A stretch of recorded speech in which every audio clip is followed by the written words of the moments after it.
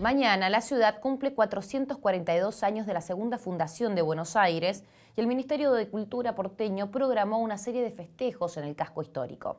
Habrá actividades culturales gratuitas, visitas guiadas y recorridos por los edificios más emblemáticos. Buenas noches, estas son las noticias a las 20:30. El exministro de Desarrollo Productivo, Matías Culfas, declaró ante la justicia que la adjudicación a Techint del gasoducto Néstor Kirchner está justificada.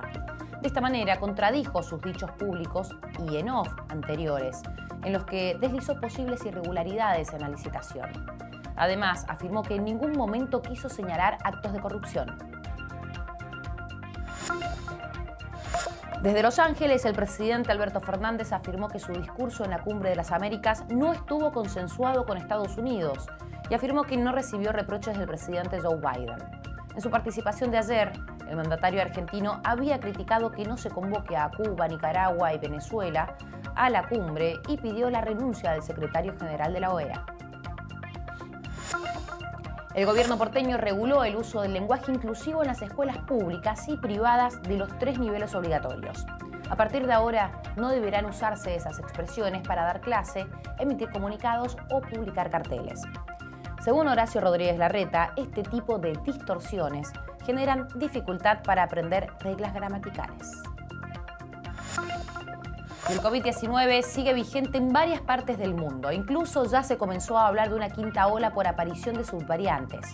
Por ejemplo, Alemania anunció un fuerte repunte de los contagios en la última jornada y por su parte Uruguay volvió a instalar la obligatoriedad del barbijo en centros de salud y transporte público. La FIFA desestimó el pedido de Chile y Ecuador y Ecuador jugará el Mundial de Qatar. El máximo tribunal se expidió tras el reclamo del país trasandino, que aseguraba que el futbolista ecuatoriano Byron Castillo había sido incluido en las eliminatorias sudamericanas con una falsa identidad al argumentar que el jugador era colombiano. Chile insistirá con el reclamo e irá al Tribunal Arbitral del Deporte.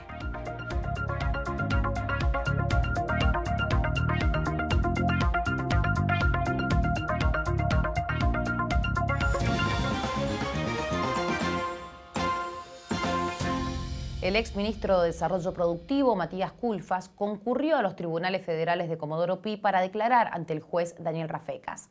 Allí declaró por la causa que investiga presuntas irregularidades en la construcción del gasoducto Néstor Kirchner. Luego de la declaración que duró 2 horas, se pudo saber que el exministro de Desarrollo Productivo le bajó el tono a sus declaraciones previas y negó en reiteradas oportunidades tener conocimiento de posibles delitos relacionados a la construcción del gasoducto de Vaca Muerta. Además, aclaró que sus expresiones, tanto off the record como en público, no fueron más que discrepancias y discusiones políticas, ante lo que consideró un ataque hacia su ministerio.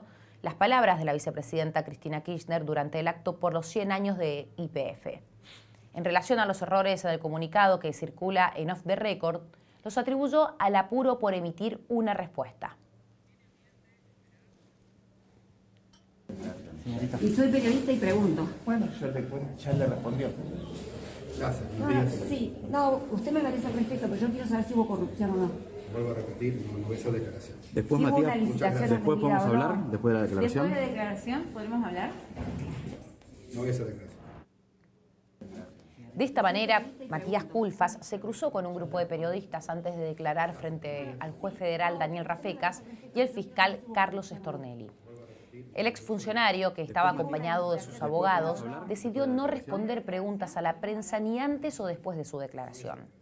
Hoy, desde Los Ángeles, Alberto Fernández ratificó que Matías Culfas fue un gran ministro, pero señaló que en sus dichos sobre el gasoducto cometió un error que no puede aceptar. Después, Matías, después podemos hablar, después de la...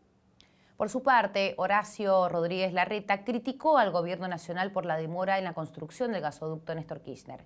El jefe de gobierno porteño señaló que este proyecto debe quedar afuera de las peleas internas y que debiera ser una política de Estado y no de un gobierno. Construir el gasoducto nos va a permitir exportar más. Exportar más es lo que en la Argentina necesitamos. Nos genera más divisas, genera inversiones y genera trabajo argentino. durante la obra, pero después también en la producción de energía. O sea, tiene que ser una política de Estado. Tenemos que sacar esto de las peleas internas de un gobierno. Realmente a mí me preocupa muchísimo que esto se demore. Cada día que se demora es un día perdido para los argentinos. Y a días de conocerse los números de la inflación de mayo, la ciudad publicó los datos de la canasta básica y alimentaria. Los datos son calculados en base a una familia tipo de 4 integrantes. De esta manera, una familia en la ciudad necesitó en mayo 99.653 pesos para no ser pobre.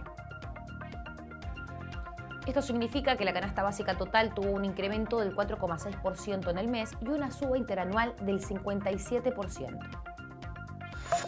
En tanto, para no ser indigente, una familia necesitó 54.380 pesos. Y de esta forma, la canasta básica alimentaria aumentó un 4,24% en un mes y llegó al 61% en los últimos 12 meses. Y por último, una familia para ser considerada de clase media necesitó 153.816 pesos.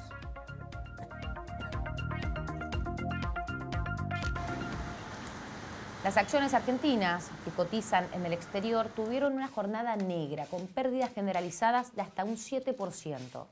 En tanto, los bonos también están en la baja. El riesgo país rompió el techo de los 2.000 puntos por primera vez desde la renegociación de la deuda y la mala jornada también golpeó la cotización del dólar. Los dólares bursátiles llegaron a 220 pesos y el blue a los 209. Nosotros esperábamos un poco que sobre esta época esto pudiera pasar porque muchas empresas se desprenden de títulos para cumplir con obligaciones.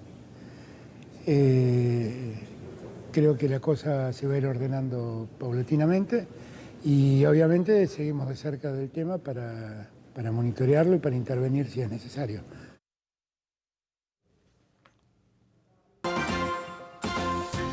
Luego de criticar a Estados Unidos por no convocar a Cuba, Venezuela y Nicaragua a la Cumbre de las Américas, el presidente Alberto Fernández aseguró que no recibió ningún reproche de Joe Biden. Según el argentino, el presidente norteamericano fue muy generoso. Ellos sabían lo que yo pensaba, ellos sabían qué quería transmitir en la cumbre y no hubo ningún tipo de sobresalto, de ningún modo hubo un reproche, todo lo contrario, fue muy generoso conmigo. Y el presidente Alberto Fernández participó además de la reunión plenaria de jefes de Estado y se sacó la foto de familia junto a todos los asistentes. Está previsto que el viaje de regreso sea a las 24 hora argentina. Además de la actividad relacionada a la cumbre, Alberto Fernández se reunió con mandatarios internacionales de peso. En las últimas horas se encontró con Gabriel Boric de Chile y Pedro Castillo de Perú. Más temprano el mandatario mantuvo una charla informal e imprevista con Jair Bolsonaro. Hablaron de fútbol y de los cortocircuitos por la distribución de gas. Es que Brasil acusa a Bolivia de enviar más gas a Argentina en detrimento de lo que estaba pautado para los brasileños. Ayer, Fernández se reunió con el presidente de Canadá, Justin Trudeau, y el secretario general de la ONU, Antonio Guterres, y además también invitó a Joe Biden a una cumbre de la CELAC y el norteamericano aceptó la invitación.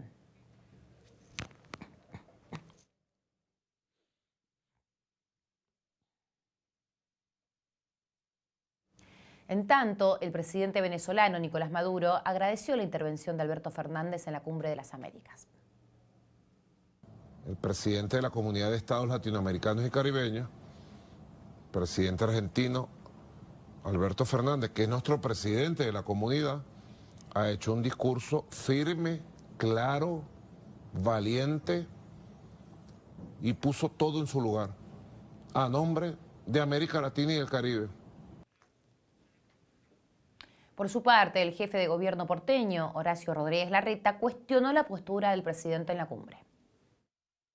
Escuchar al presidente de la Argentina, que de alguna manera justifica o defiende a países donde se violan los derechos humanos, donde se gobierna con dictaduras, a mí me genera una enorme contradicción. Creo que los valores de la democracia, los valores del respeto a los derechos humanos son innegociables. Entonces, que el gobierno salga a defender a Cuba, que salga a defender a Venezuela, realmente a mí me genera una enorme contradicción. Estados Unidos dejará de exigir test negativo de coronavirus a los viajeros que ingresen al país. La medida empezará a regir a partir de la medianoche del 12 de junio. De esta forma, los argentinos no deberán mostrar el test negativo para ir a ese país. La medida será anunciada oficialmente por Washington en las próximas horas. Hola, buenas noches para todos. Y el juez rechazó el pedido de prisión preventiva para Sebastián Villa. El magistrado Javier Martín Mafucci Moore advirtió en su fallo que para ese pedido no basta con afirmar dogmáticamente que el testimonio de la víctima es creíble. Si bien el juez afirmó que existe una fuerte sospecha respecto al acusado, aún hay inconsistencias y faltantes en la prueba. De esta forma, la investigación continuará, pero con el futbolista en libertad.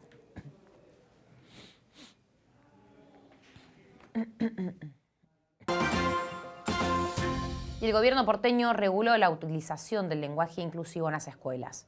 Esta modalidad no podrá usarse para dentro del aula, en escuelas estatales o privadas y tampoco para comunicaciones oficiales. Además, Chile apelará al fallo de la FIFA que ratifica el lugar de Ecuador en el Mundial. Estos y otros temas en instantes en Noticias a las 20:30.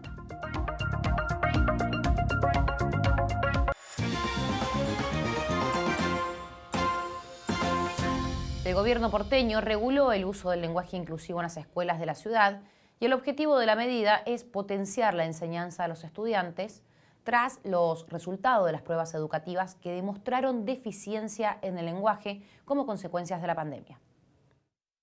Los resultados de las evaluaciones muestran un retroceso, o sea, fuimos para atrás, en lengua y en escritura. Por eso es muy importante aclarar bien y simplificar el aprendizaje para que los contenidos que los chicos aprendan sea de la forma más clara posible. O sea, a partir de ahora, los docentes en la Ciudad de Buenos Aires tienen que respetar las reglas del idioma español, tanto cuando están al frente del aula como cuando se dirigen en comunicaciones a los chicos o a sus familias. Tienen que respetar el idioma español.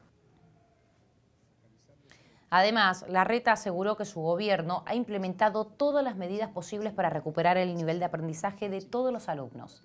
También enfatizó que los índices educativos de la ciudad demuestran que es urgente que los estudiantes dominen las normas del idioma español tal cual es. Además, agregó que esta iniciativa ya se implementó en países como Uruguay y Francia. Por su parte, la ministra de Educación de la ciudad, Soledad Acuña, explicó que la nueva normativa busca de ordenar la utilización de las letras designadas como inclusivas en la lengua española, con el objetivo de facilitar el aprendizaje del lenguaje en los estudiantes. Incorporar una arroba, una X en el texto dificulta ese proceso y lo que queremos es sacarlo como obstáculo para que después ellos puedan decidir cómo hablar y cómo comunicarse. Una vez que dominan la lengua española, pueden elegir cómo comunicarse.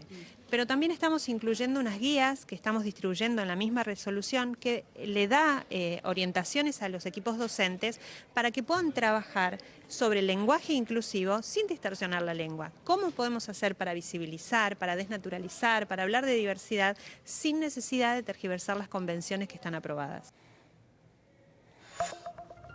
A partir de ahora, los docentes de la ciudad tienen que evitar el uso de la E y la X en lugar de la A y la O, que normalmente son utilizadas para señalar el femenino y masculino. El arroba tampoco es recomendado para estos casos.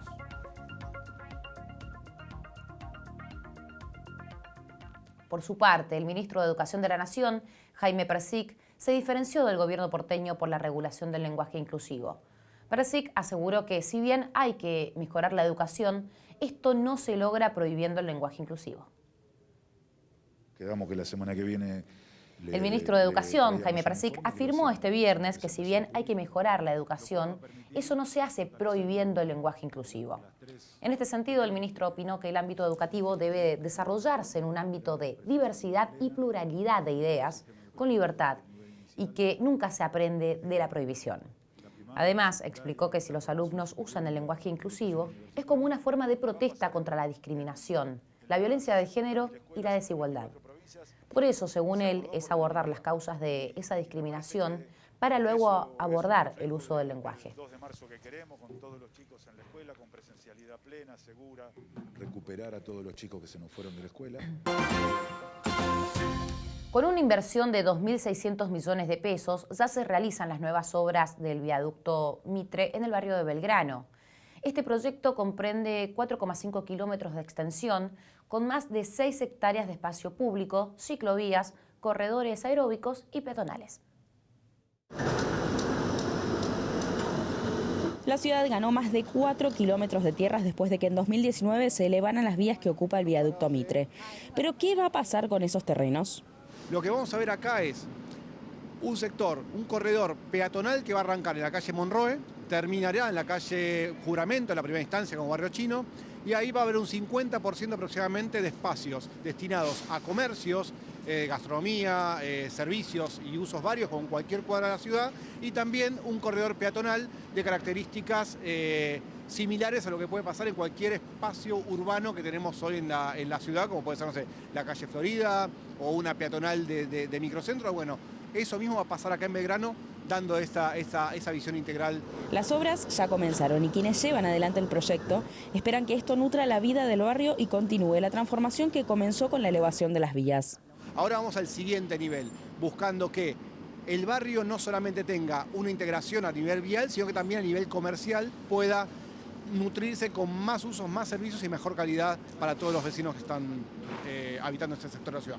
Así avanzan las obras en este lugar que va a tener cerca de 150 locales, incluyendo oficinas, locales comerciales y gimnasios. Los vecinos de la zona, que pudieron recorrer las obras por dentro, son optimistas respecto a lo que los trabajos le traerán al barrio. ¿Cómo pensás que va a transformar el barrio un espacio como este? Va a mejorar el transporte, el tránsito y la parte comercial también, porque se van a generar nuevos emprendimientos. Desde la ciudad coinciden. El aspecto disruptivo va a ser este nuevo corredor con multiplicidad de servicios y va a ser un nuevo polo para los vecinos y un nuevo espacio de recreación para los vecinos en cualquier fin de semana, día de semana, como sucede con Barrio Chino, pero potenciándolo aún más. En total, habrá más de 60.000 metros cuadrados de espacios públicos, incluidos 52.000 de áreas comunes y recreativas. El primer tramo, se espera, será inaugurado en diciembre.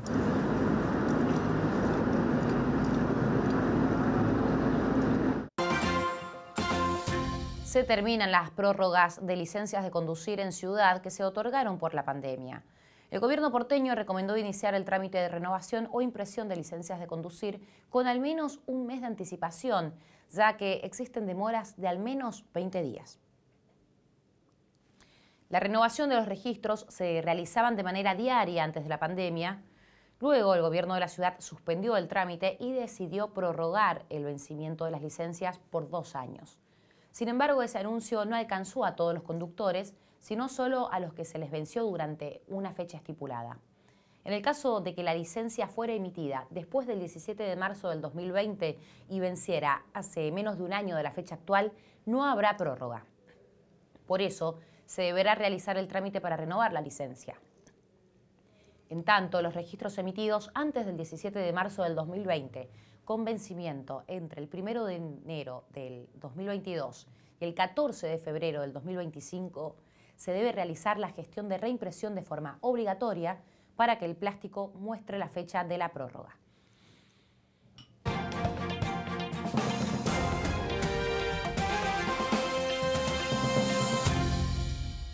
Rusia intensifica su ofensiva en la región del Donbass. En las últimas 24 horas se reportaron ataques en más de 20 ciudades. A medida de que las tropas de Moscú avanzan, el gobierno ucraniano volvió a pedir más armas y sistemas de cohete de largo alcance a Occidente. Más temprano, fuentes militares norteamericanas aseguraron que Ucrania se está quedando sin armamento propio y pasaría a depender por completo de sus aliados. Durante el día, la noticia fue confirmada por agentes de la inteligencia ucraniana. En este contexto, el presidente francés, Emmanuel Macron, se comprometió a suministrar las armas pesadas necesarias para continuar combatiendo. En una conversación telefónica entre ambos mandatarios, el francés aseguró que su gobierno seguirá movilizado para responder a las necesidades de Ucrania. Por su parte, Zelensky instó a la Unión Europea a acelerar el proceso de adhesión de Ucrania. Why, if the poll shows that 71% of Europeans consider Ukraine part of the European family, why are there still skeptical politicians who are hesitant whether Ukraine should be allowed to move to the European Union? We need to remove this gray area, which is so tempting for the Russian state. We need to move to actions from that Ukraine should be a part of the European family. Vielen Dank. Ich freue mich, Sie zu sehen. Das ist eine Freude, hier zu sein. En este contexto, el Papa Francisco se reunió con la presidenta de la Comisión Europea, Ursula von der Leyen. Ambos reafirmaron su compromiso común de poner fin a la guerra en Ucrania. El encuentro giró en torno a conversar sobre las consecuencias del conflicto, con especial atención a los aspectos humanitarios y a la crisis alimentaria. Al inicio de esta semana, Francisco reafirmó su deseo de viajar a Kiev, aunque aclaró que está esperando el momento adecuado para hacerlo. Un edificio africano. Für die Umwelt wie die Natur ist gebaut. Come diciamo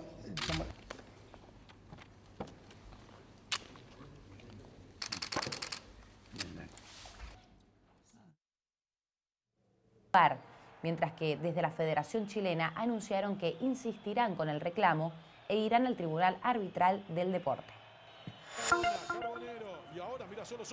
Y hoy continúa la segunda fecha de la Liga Profesional con 5 partidos. A la tarde, Gimnasia derrotó 2-0 a Patronato y en estos momentos Estudiantes derrota 1-0 a Aldo Civi, mientras que Lanús empata 1-1 frente a Defensa y Justicia. Y a las 21:30 será el turno de Huracán frente a Rosario Central e Independiente contra Talleres. Mañana a las 20:30 el River de Gallardo recibe a Atlético Tucumán en el Monumental. Más temprano, Argentinos visita a Sarmiento en Junín. El domingo a las 20:30 Boca juega con Central Córdoba en Santiago del Estero. Antes, Vélez recibe a Platense y Racing enfrenta a Godoy Cruz en Mendoza.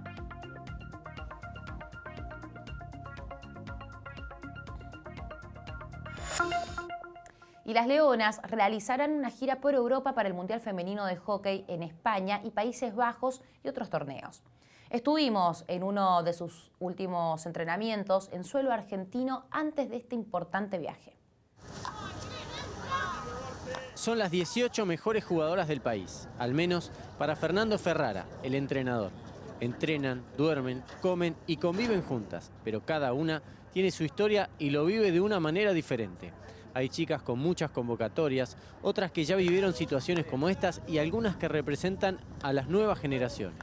Para Gorce es la posibilidad histórica de vivir su primer mundial y cumplir un sueño que tenía desde chica.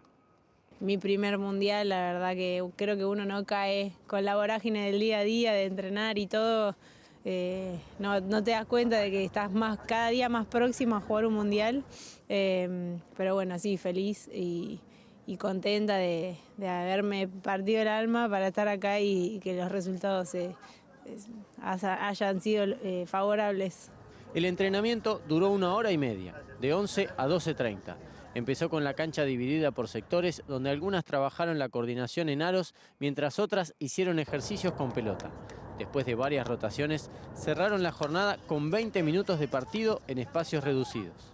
El equipo argentino buscará subirse al podio por 9ª vez en su historia. Fueron campeonas en 2 oportunidades, plata en 3 y bronce también en 3. Las Leonas disputarán antes del Mundial 2 partidos de la Pro League, la liga de selecciones más importante del mundo, donde marchan primeras con serias chances de salir campeonas. Cuando se entrena a las 18 juntas ya más específico es otra cosa, sabes que son las 18 que vas a ir a jugar el torneo, hay otro clima, otro ambiente, ya no es ganarse un lugar, sino ya sumar cada una lo que tiene para el equipo en pos del equipo, y eso está bueno y se nota. Así que nada, nos llevamos todas cosas positivas, entrenando todas las cosas que tenemos que mejorar, que nos dejaron estos partidos de Pro League y obviamente fortalecer nuestras virtudes. El Mundial comienza el 1 de julio y el equipo argentino comparte grupo con España, Corea y Canadá.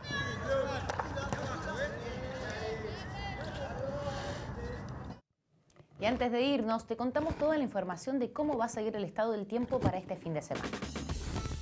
El radar no detecta tormentas cerca de la ciudad de Buenos Aires y en este momento el cielo está despejado. La temperatura es de 6 grados. Por la madrugada la temperatura bajará a 1 grado. Va a ser mucho frío al momento de descansar. Pero finalmente el sábado arranca soleado con una mínima que va a rondar los 4 grados y una sensación térmica que será de 0 grados. Así que no se olviden abrigarse bien antes de salir de casa. Por la tarde algunas nubes van a ocultar el sol y la máxima va a alcanzar los 13 grados y la sensación térmica va a ser de 10 grados. Una tarde para salir a disfrutar, pero sí, con mucha bufanda y gorrito. Y en la noche el cielo va a estar también despejado con una temperatura que va a bajar a 7 grados. Una noche muy fresca. Y el domingo el cielo también va a estar soleado. Se espera un fin de semana con mucho sol, una mínima que va a rondar los 4 grados y una máxima que va a alcanzar los 16.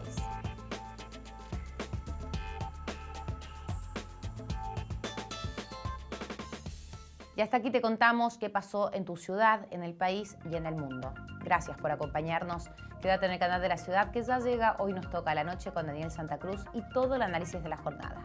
El lunes, más noticias a las 20:30.